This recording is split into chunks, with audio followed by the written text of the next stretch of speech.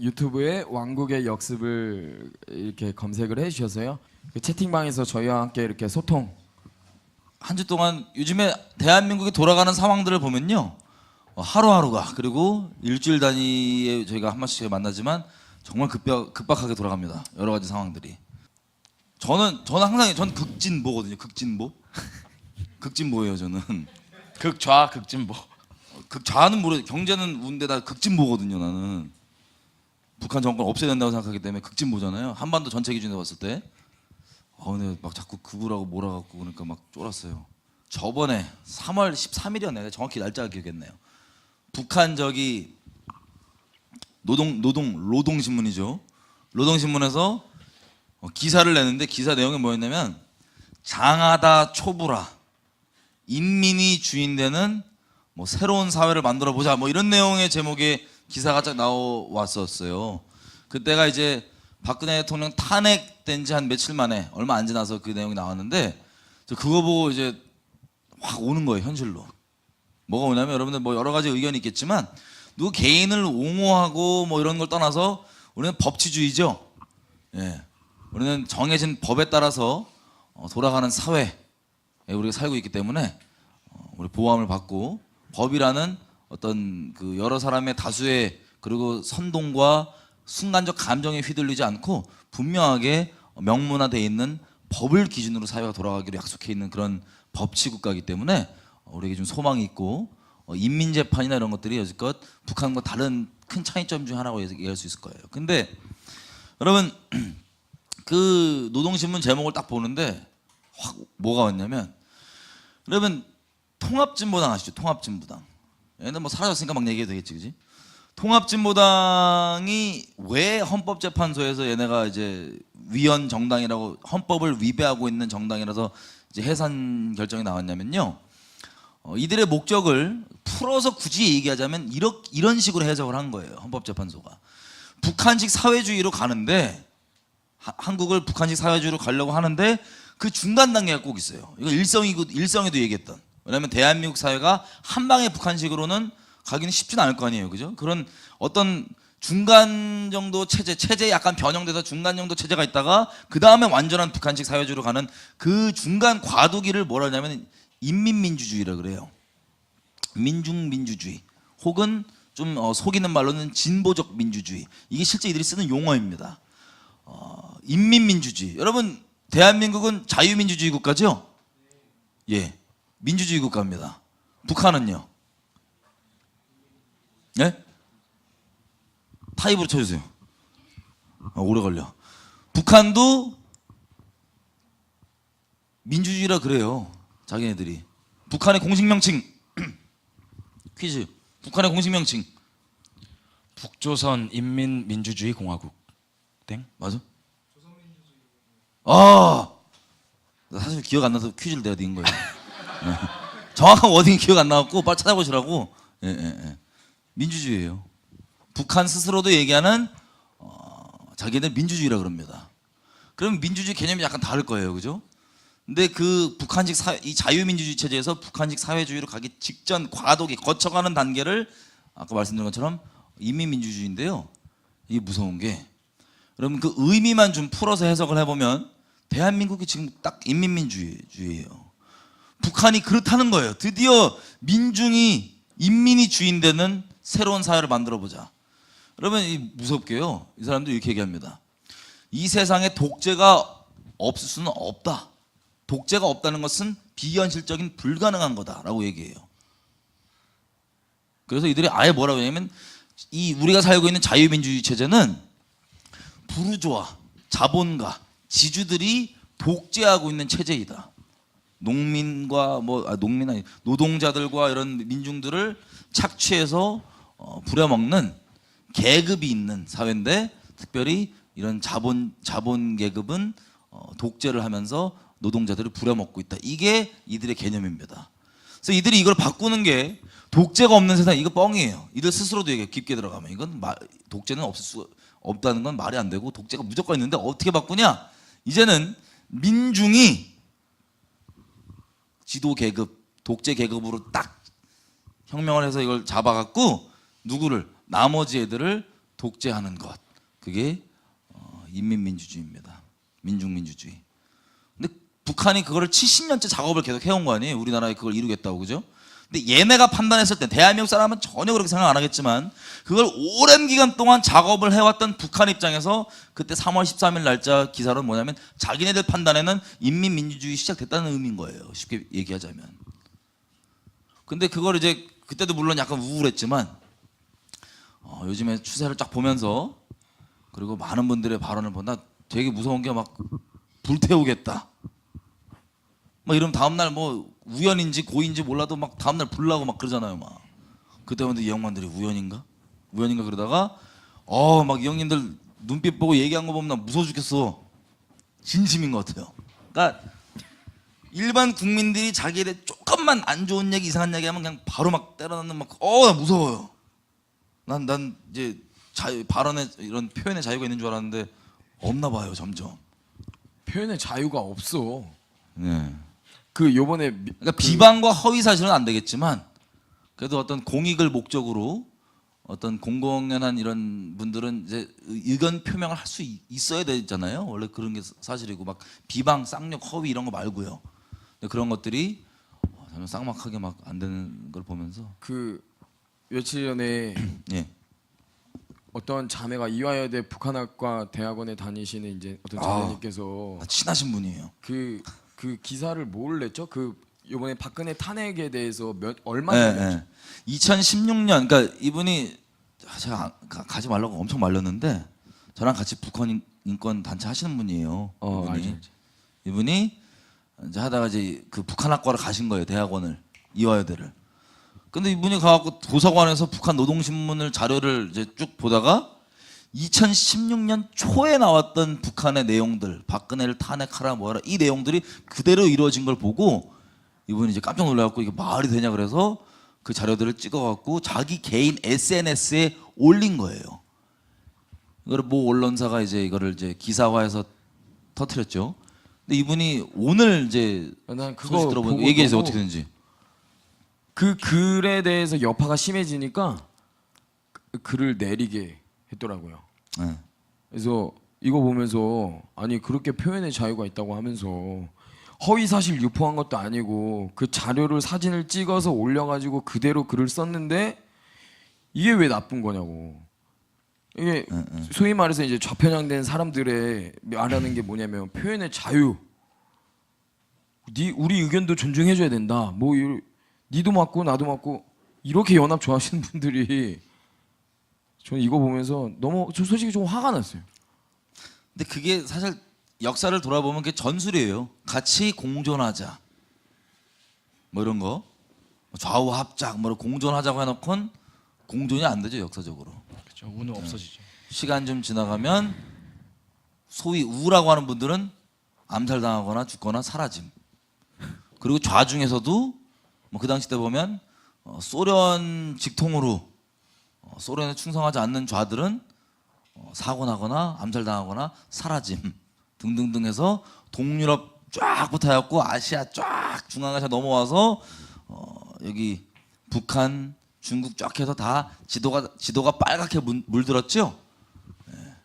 그 역사가 사실은 한반도 위에는 현재 진행형으로 지금 벌어지고 있는 상황입니다. 뭐 이런 여러 상황들 때문에 근데 중요한 것은 당사자인 우리가 그거에 대한 경계심 다 풀리고 그거 얘기하면은 막 이상한 취급받고 오히려 스스로 인식 안 돼 있고 그 한가운데 있으면서도 전혀 본인이 그렇다고 인식하지 못하고 있는 상황이 너무나 좀 마음 아프고 특별히 교회라고 하는 우리가 그런 것들을 인식하지 못하고 오히려 본인은 인식하지 못하고 있지만 알고 있지 못하지만 앞잡이 노릇하고 있으면서도 그러지 않다고 생각하는 게 참으로 좀 세게 와닿는 현실이었습니다. 무서운 게 있어요. 여러분 여기 있는 여러분 한번 생각해 보세요. 몇 개 최근 영화를 한번 얘기할게요. 영화가 제일 우리 쉬우니까. 베테랑 보신 분, 베테랑 영화. 유아인 어이가 없네 이거. 보신 분. 예, 안 보신 분. 안 보신 분들은 어이가 없을 수 있어요 내용이. 근데 이게 뭐냐면 그 영화를 보신 분들 알겠지만 사실 그렇게 뭐 인기가 엄청 많았잖아요 영화가. 그렇게 인기 많을 만한 영화가 아니에요. 사실 객관적으로 그냥 뭐 뻔한 스토리 들으면 그렇겠네. 그 뻔한 그대로 갔어. 그리고 중간에 뭐 유아인의 약간 재수없음 뭐 이런 것들 부각되고 그 끝이에요. 근데 이게 엄청나게 인기가 있었던 건 다름이 아닙니다. 우리가 영적으로 끌리는 거예요. 제가 뭐 미디어 강의도 많이 하지만 영적으로 끌리는 거예요. 뭐에 끌리냐? 우리나라에서 여기 있는 여러분들도 그럴 수 있어요. 재벌 얘기 들으면 딱 어떤 이미지 떠오르세요? 멍멍이? 막 재벌 딱 그러면 단어가 들어가면 어떤 이미지 떠오르세요? 재벌. 재수없다. 그렇지. 이런 이미지. 역겹다. 막 썩은 것들, 부패한 것들, 뭐 이런 거 먼저 연상되시죠? 그죠? 돈 많은 사람. 나 순간 부러워하는 눈빛으로 봤어요. 순간 지금 부러워하는 눈빛. 얘기할 뻔했어. 부럽다 얘기할 뻔했어. 뭐 이런 거. 자, 우리 아시겠지만 우리가 사회주의 하자, 공산주의 하자 이렇게 결정 안 해도요. 이거는 이념이란 건 뭐 교회에서 이렇게 얘기해요. 이념 싸움 하지 말자. 이념은 믿음의 문제예요. 이념은 교리의 문제고 믿음의 문제입니다. 진리냐 비진리냐 이 문제입니다. 사람이 세상이 규정해 놓은 이념 아니더라도 이념 없이 사는 사람 아무도 없어요. 다시 얘기하면 믿음 없이 사는 사람 아무도 없다는 소리예요. 근데 이 공산주의라는 게 어떻게 신압으로 점점 우리에게 마음에 이렇게 이 지경을 만들어 놨냐면요. 공산주의가 뭐예요? 돈 있으면 나쁜 놈, 돈 없으면 착한 놈. 같이 친구였다가도 얘 돈 생기면 이 나쁜 놈, 지주. 돈 있냐 없냐 가지고 사람 계급 놔두고 미움의 대상 만들고 하는 게 공산주의입니다. 쉽게 얘기하면 유물론, 그죠? 근데 대한민국에 좀 생각해 보세요. 여러분은 안 그러시더라고. 여러분 주변에 있는 여러분 친구들 재벌 딱 그러면 객관적이에요? 아니면 일단 안 좋다는 편견이 있어요? 일단 멍멍이에요. 돈 많다 그러면 일단 멍멍이에요. 더 무서운 게 뭔지 아세요? 부러워해요. 부러워하면서 욕하게 만들었어. 이게 공산주의 본질입니다. 엑기스 본질입니다. 본질. 우리도 모르게 대한민국 헌법은 누구도 계급으로 나누지 않습니다. 다 동일한 사람들이에요. 법 앞에. 그리고 여러분 현실적으로 한번 얘기해 볼게요. 돈 있는 사람 무조건 나빠요? 아니면 착한 사람도 있어요? 네. 돈 있냐 없냐가 문제가. 돈 없는 사람은 무조건 착해요? 아니죠. 돈 있는 사람이건 없는 사람이건 착한 사람 있고 나쁜 사람 있잖아요. 그죠? 돈 있고 없고 문제가 아니라 개개인적으로 문제인 거예요. 근데 그렇게 보지 않고 딱 돈 있고 없고로 다 판단하게 지금 만들어 놨고 돈 많은 거를 욕하면서도 그걸 부러워하게 만드는 그게 공산주의 본질이에요. 부르주아 지주 싫다고 욕하면서 그 돈을 뺏어갖고 강탈해갖고 지네끼리 나눠 먹겠다고. 나눠 먹지도 않아요. 지네끼리 다 해먹어요. 이렇게 하는 그 본질. 그게 대한민국에 지금 뭐 베테랑이라는 영화 하나만 얘기했지만 야금야금 우리에게 들어와서 이미 이렇게 해놨습니다. 여러분 옛날 한번 생각해 볼까요? 우리 김대중 정권 딱 들어서면서 보니까 영화계가 원래 그 조직이나 이런 게 있었는데 이걸 아예 포맷을 시켜버렸어요. 그래서 지금의 이것도 얘기하면 또 법에 걸리나? 하여튼 영화계에 있으신 분이 딱 들어와갖고 영화가 점점점 나오는데 처음 영화 기억나세요?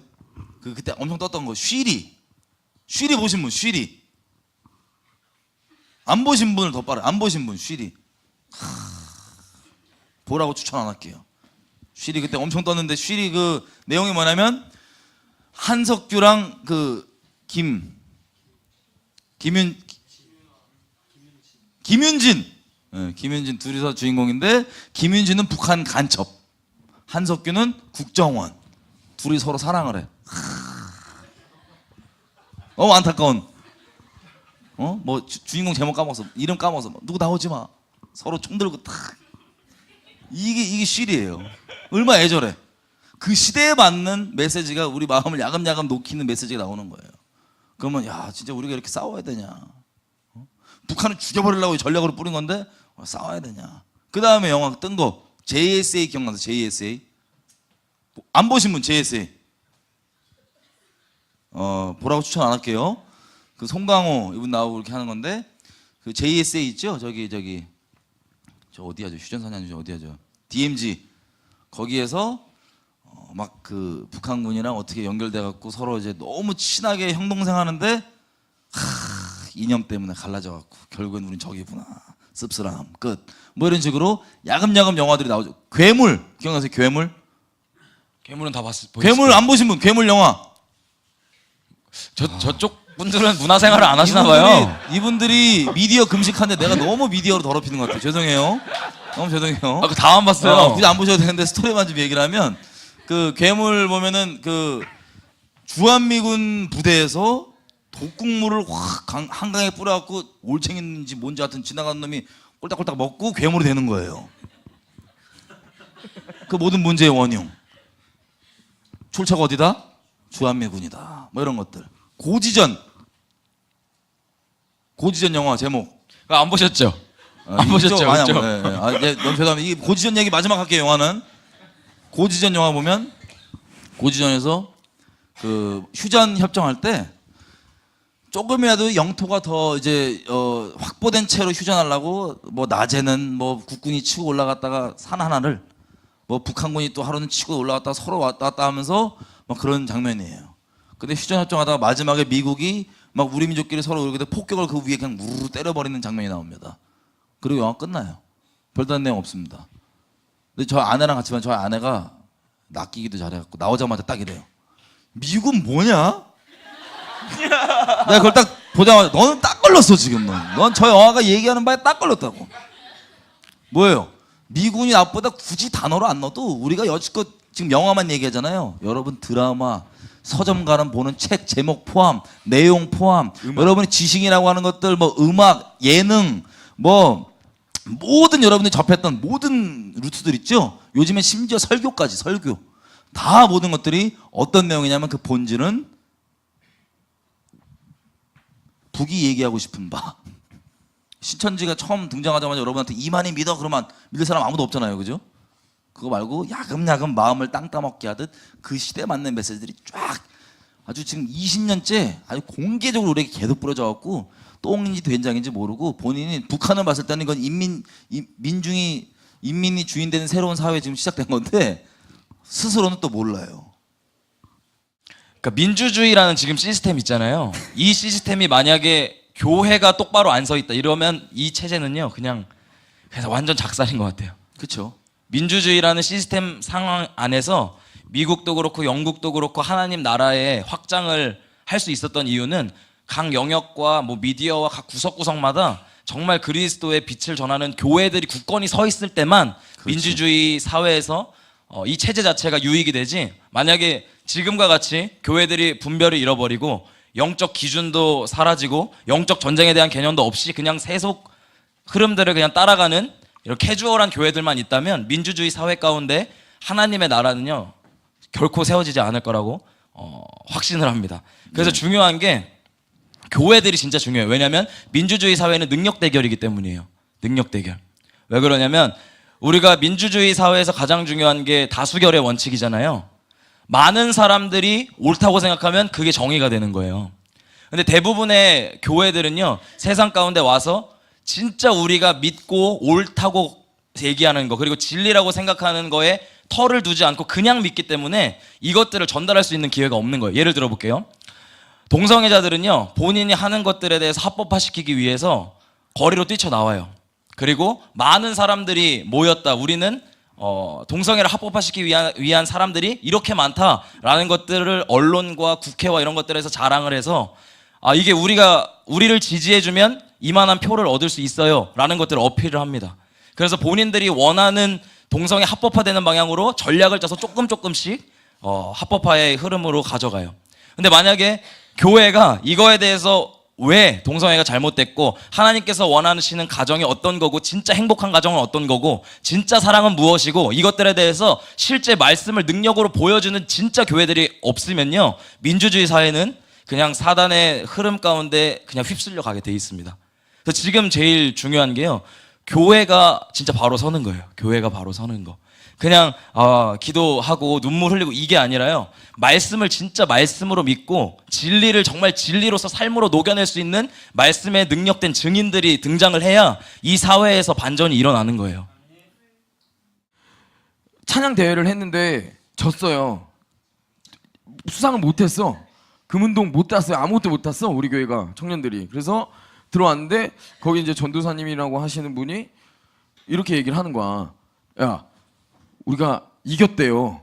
이겼대. 내가 볼 때 꼴찌인데 이겼대. 그래서 내가 무슨 소리냐? 진 건 진 건데 무슨 소리냐니까 지는 게 이기는 거야. 이게 예수님이 십자가에 못 박히신 것 같이 지는 게 이기는 거라는 거야. 그래서 내가 우리 과정에 열심히 했으면 됐다는 거예요. 뭔 소리냐? 열심히 한 건 열심히 한 거고 진 건 진 거지. 무슨 소리 하는 게 이러고 넘어갔는데 아니, 이러한 문화가 저는 너무 아이러니했어요. 기독교적인 문화 이런 것들이 너무 약해. 근데 이게 십자가를 그냥 연결지어가지고 합리화를 시켜버리더라고요. 그래서 제가 예수님을 진짜 이게 믿다 보니까 제가 뭘 깨달았냐면 예수님은 절대 약하지 않으셨어요. 예수님 창조주였는데 다 이길 수 있고 다 죽여버릴 수 있는 능력이 있음에도 불구하고 예수님께서는 정말 정상 찍으신 다음에 그 골고다 언덕에서 져주신 거지. 여러분 운동을 하다 보면은 격투기를 하다 보면요. 여러분 제가 실력이 없어서 열심히 싸웠는데 맞아서 지잖아요. 이건 진 거잖아요. 근데 제가 얘를 그냥 한 대도 안 맞고 이길 수 있는 실력이 있음에도 불구하고 져줬다. 이건 이겼다라고 얘기할 수 있잖아요. 근데 패배주의에 너무 젖어 있어서 항상 소심하고 항상 지는 거에 너무 익숙하고 교회들이 찔려. 항상 약해 빠져가지고 골방에만 들어가 있는 게 너무 제가 며칠 전에 친구들이랑 이렇게 만나서 얘기를 하는데 이 친구는 여자친구랑 만난 얘기를 하는 거야. 이 친구는 막 자기 여자친구랑 뭐 싸운 얘기하고 이 친구는 막 이상한 누구 뭐 노는 얘기하고 세상적인 얘기하고 근데 저보고 야 세정아 너 요즘 어떻게 사냐 이러길래 저는 아 나는 어저께 예수님이 이러한 마음 주셨는데 아 너무 행복하다 요즘 예수님과 관계가 너무 행복하다 그러니까 얘가 막 화를 내는 거야 너 그런 말 좀 하지 말라고 내가 저 너무 화가 나가지고 역으로 화냈지 너도 또. 예, 야 정신 나간 놈아 너 장난하냐 야, 엄청 순화된 말 할 거예요. 도레미미미 뭐 이랬을 거야, 그지? 예.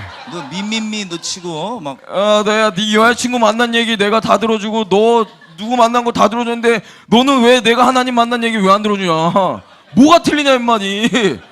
그래서 할 말 없지. 할 말 안 하는. 그러네.